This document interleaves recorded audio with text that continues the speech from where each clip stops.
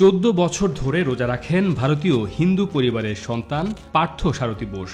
আমি সেই ছেলে হব, রমজান মাসে আমি রোজা করব, আর জীবনে রোজা মিস করব না। হিন্দু ভিটেতেই গড়ে উঠেছে মসজিদ, আর তা রক্ষণাবেক্ষণ করছে হিন্দু পরিবার। মানে যেমন একটা মায়ের পেটে একজন সন্তান থাকে, মনে করবেন এই হিন্দু এলাকার মধ্যে একটা সন্তান হচ্ছে এই মসজিদটা। আমার মা আর বাবা হচ্ছে এই মসজিদের একজন খুঁটি বলতে গেলে। সম্প্রীতির বাংলায় নজির পশ্চিমবঙ্গের বারাসাতের আমানতি মসজিদ। তাহলে তোমাদের এতটা জায়গা, এইটা মসজিদটাকে ভেঙে দাও। বাবা বলকে এটা হবে না, কেন মসজিদ যেরম সেরম থাকবে, যদি পারে আরও ভালো করবে। হিন্দু পরিবারের সদস্য পার্থ সারথী বোস সিয়াম সাধনার মাসে নিয়ম করে পালন করেন রোজা। মসজিদ মানতাম, অবশ্যই মানতাম, কিন্তু হয়তো আমার বিশ্বাস এটাই যে আমি তখন রোজা মাসে কী করেছি, আমার কিছু বন্ধু বান্ধবের সাথে মানে ড্রিঙ্কস করেছিলাম।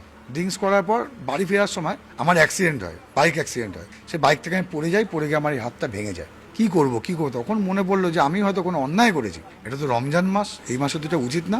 তখন এই মসজিদে আমি সোজা চলে আসি, প্রার্থনা করি যে আমি সেই ছেলে যে অন্যায়টা করেছি বলে শাস্তি দিয়েছো, আবার আমি সেই ছেলে হব যে রমজান মাসে আমি রোজা করব, আর জীবনে রোজা মিস করব না। আমাকে তোমরা এই ভাঙা হাতটা জোড়া লাগিয়ে দাও। 1960 সালে সম্পত্তি বিনিময় প্রথার মাধ্যমে খুলনার আলকা গ্রাম থেকে পশ্চিমবঙ্গে চলে আসেন পার্থ সারথীর দাদু নীরদ কৃষ্ণ বোস।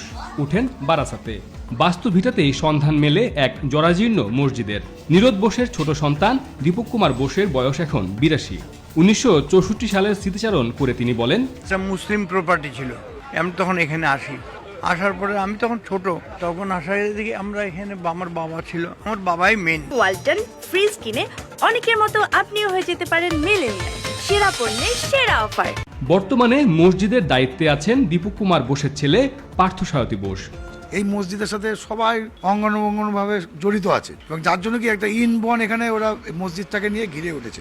এই টোটাল জনবসতিটা এই মসজিদকে ঘিরেই, যার জন্য আমাদের এখানে হিন্দুরা যারা আছে তাদের মানসিকতাকে স্যালুট করার মতো, যে তারা কখনো ভাবে না যে এটা একটা মসজিদ, ভবিষ্যতে এটা কি হতে পারে, আমাদের এই ক্ষতি হবে না তো, মুসলমান এসে মারবে না তো, এই করবে, এরকম চিন্তা নেই। সম্প্রীতি কিভাবে বজায় রাখতে হয় তা জানেন বাংলার মানুষ, এমনটাই মত মসজিদের ইমামের। যেটা ভারতবর্ষে দেখা যায় না, সেটা বাংলায় দেখা যাচ্ছে। এটা আমি এর জন্য খুব গর্বিত। এই বাংলার মানুষ সাম্প্রতিক বাতাবরণ বা সাম্প্রদায়িক সম্প্রীতি থেকে অক্ষুণ্ণতা বজায় রাখতে পারে বা শিখেছে। মসজিদটি পার্থ সারথীদের ভিটেতে অবস্থিত, ফলে এখনও তার মালিকানা বোস পরিবারের। আর সেই কারণে রাজ্য সরকারের মুসলিম সংখ্যালঘু প্রকল্পের কোনো সুবিধাই পান না তারা।